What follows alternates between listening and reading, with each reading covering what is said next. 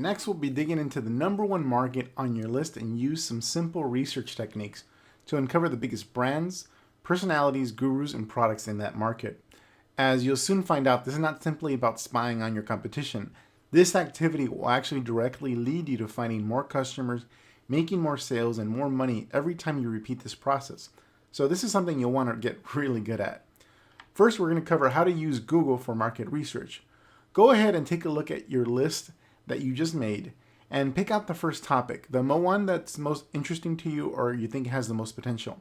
And let's check to see if there are people buying information, goods, or services in this niche. Open your browser and go to Google. Now take your market ideas that you wrote down and break it down to the most basic level by stating the most basic need. Again, we're selling solutions, so think of it from a perspective of how your market might search. For instance, for weight loss, you might begin to enter in the search bar lose weight or diet. You'll see Google will give you suggestions for search terms which I believe are ranked by relevance and search volume. For now, pick the term or keyword that you deem most relevant first and do a search. When I say relevant, I mean a term that a potential customer might search in order to find the solution you are offering. In this case, I might choose lose weight fast in my search term. If you're having problems coming up with a search term or search terms, I recommend using the Google Keyword Planner tool to find the top keywords in your market. It's free and very simple to use, but you'll need to create a Google AdWords account. Now, just go to Google, type in Google Keyword Planner, and the first result will be Google Keyword Planner tool. In the Google Keyword Planner tool, you can type in any keyword or term and get a whole bunch of related keyword ideas. You'll be learning more about keyword research in later lessons. For now, you're just interested in testing the viability of a market, so you don't really need to compile a huge list of keywords at this point. Right now, you just pick 5 or so most relevant terms for each market and submarket you brainstormed. So let's go ahead and do a Google search now. Okay, now we're on Google and we're going to dive into doing some market research. So we're going to pick one of our niches that we've chosen. So, just as an example, I'm going to use the weight loss niche. So weight loss is a big market. And so first, when we do this type of research, we start kind of big and then kind of start honing in. And as you'll see, when you start typing in these terms in Google, Google will actually start giving you suggestions to help make your search a little more specific. Because as you can see, weight loss is a big market, and when I'm talking about weight loss, I can mean anything: pills, smoothies, surgery, a lot of stuff. But let's type in weight loss and see what we come up with. So if you come here, there's this is such a generic term that there's not going to be a lot of advertisers. But weight loss is a big market for one big reason. You see it on TV all the time. It's a big need, and so forth. And there's over 230 million results here. And there's clinics here that are here in the LA area that's available. And the search results, there's lots of search results. There's also more, results that you can find here. So let's go to weight loss pills and get more specific. There you go. So weight loss pills, we have sponsored results from Google that's showing up here. And so depending on what it is that we're actually selling in the weight loss, there's some ads here. So money is being spent. And what you want to take note of is for a particular market, if there's money being spent, that means there's a lot of money being made by these advertisers. And so you want to make note of what terms are they bidding on, but also who is bidding on these terms, what companies are bidding on these terms, what advertisers are bidding. So here is Diet Pill Universe, FDA Drug Weight Loss, just some random site, and this site. And what you want to do is actually, when you start researching your different niches, you want to make note of who the biggest players in the marketplaces are. Some of these sites will be generic information sites, and they're not really in business, and that's cool. But you want to look at the search results and the paid results at the companies that are advertising, and so you want to make a list of those companies. You want to make a list of these websites, and every time you do this, you want to document. You want to take a screenshot of what it is you see here, so that if it changes, the advertiser changes later, then at least you know who are the consistent advertisers and who are the ones that are coming in and out. The consistent advertisers are the ones that could afford to stay in the market and advertise. So let's dive in a little deeper. So let's do weight loss surgery. let's say you're in the, so here we go, weight loss surgery, tons of ads here, ads on the right side for the local market. Obviously, there's a lot of businesses in the area, something specific. So weight loss surgery. So if you run a clinic that specializes in this area, obviously this would be something that would probably tell you there's a lot of money being spent in this particular marketplace. And so those are the three determining factors. You want to know that there's a lot of people, there's a lot of search results. So 63 million is still really high. And maybe for other markets you're going into and that you're researching, you might want to compare it to a big market like weight loss to see how it compares in relative size. So it's a big market, a lot of money being spent through advertisers. You're also going to want to make note of the search results. So natural search results, are they businesses or are they just info sites? And then you'll get some more suggestions here if you want to dig deeper into this market.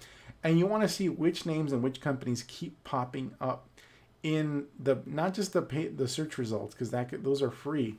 The paid results, who can afford to pay? You want to make a list of those companies, of those big players in that niche, because what's going to happen? What does that mean? It means those are potentially competitors.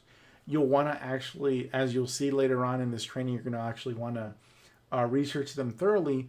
You want to see how their funnels work, but also, as you'll see later, you're actually going to want to research them on social media, because their social media profiles and audiences will actually be targets for your advertising later on. So that's pretty much how you do some very, very basic Google research. Now, if you have any trouble coming up with terms to research and dive into deeper, then definitely want to use the Keyword Planner tool. The Google Keyword Planner tool is a tool that you can use, and it's affiliated with Google, and it'll give you some ideas more so than what currently appears here when you type something into here. So that's it. Let's go back to the slides.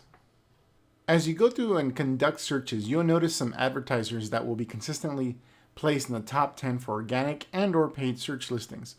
First, pay attention to the sponsored ads, because this is where you'll find websites that are paying for rankings. You'll begin to see trends here as you go through your top keywords. The websites you'll see over and over again when conducting searches are the market leaders on paid search, and you'll want to learn as much as possible about these players. In most cases, these websites are more likely to be major competitors in your niche simply because they are spending money to advertise, whereas with natural search listings, the websites there could be information sites, portal directories, blogs, government websites that may not sell anything.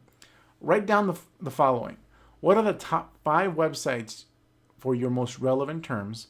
What are they selling? Is it a book, a service, a product? How much traffic are they getting? To find this out, go to alexa.com, enter their URL. Lower numbers mean they get more traffic on Alexa. So out of all the websites ranked by Alexa, the number shows out of all those websites where they rank as far as traffic.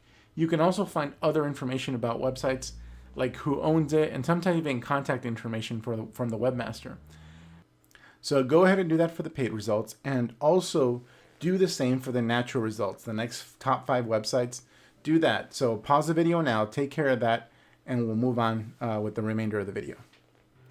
Now, Amazon is a really cool tool because it's such a huge marketplace and they sell so many different types of products.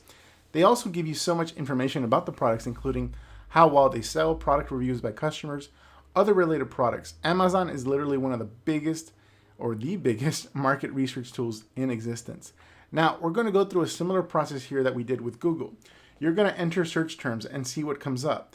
The things you'll want to note from Amazon are markets and submarkets, types of products being sold, Amazon rankings for those top products, and product reviews. So let's go to Amazon. All right, here we are on Amazon.com. I'm going to research, also just to keep things consistent, going to research the weight loss market as part of this video. And so we'll type in weight loss right here. And we'll leave it at all departments. So let's see where it goes. And so here we want to, again, we're going to see a lot of different products. We want to make note of the products that are being sold and just, you know, what the reviews are. Look at some of these products have some massive reviews, very good quality reviews. So do you think, you know, this company might be a good target for advertising? You mean if you're targeting, for example, if you're targeting on Facebook, You may want to target the fans of this particular product. Yeah, so you want to make note of the products that are being sold, the hard goods. I'm sure we'll run into some books here. So there's some books here also that are being sold.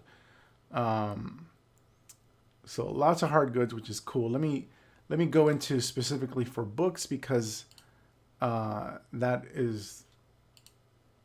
goes into our realm as well. And so you want to make note of the companies that are being sold on Amazon, and also move into not just the companies, but also the personalities that are also in this marketplace. So you have Jenny Allen, you have Sarah Joy here, P. Seymour, Dilla Surreal, and you keep going, and you're going to see the different books that they're sold, and also you can see the reviews. So you have some ability to gauge the popularity of any of these books and products based on the reviews, based on their ranking on the top search results for particular searches related to your niche. So make note of that. Look at this one, Eat to Live. So this is very popular. It's a #1 bestseller. So do you think it might be a good idea when you're researching the top businesses, top competitors in your marketplace, to actually put down Joel Fuhrman and write down the name of his book and see what other companies or brands he's associated with? Absolutely. In fact, Joel Fuhrman and any affiliated companies would be something I would be looking at later on, as you will see in just a few minutes, where you're starting to research what other properties might be associated with them. And Joel Fuhrman, does he have a Facebook fan page? Does he have an Instagram page? Does he have his YouTube channel, etc.? Because all of that will play into your traffic efforts moving forward in the future. So what you want to do is basically make note of the top 5 books, the top 5 products. You can never run low on this type of list for your marketing efforts, especially if you're targeting on Facebook.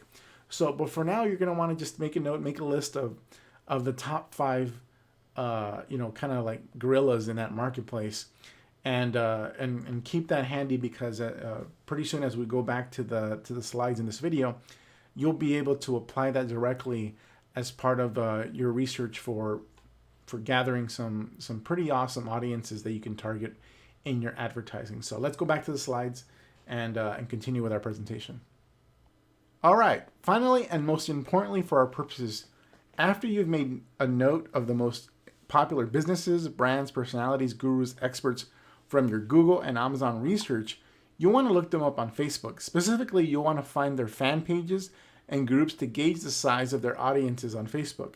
Since the foundational traffic tactic we'll be starting with in this course will be Facebook PPC, finding these audiences, especially audiences over 10,000 fans, will be critical to your advertising efforts.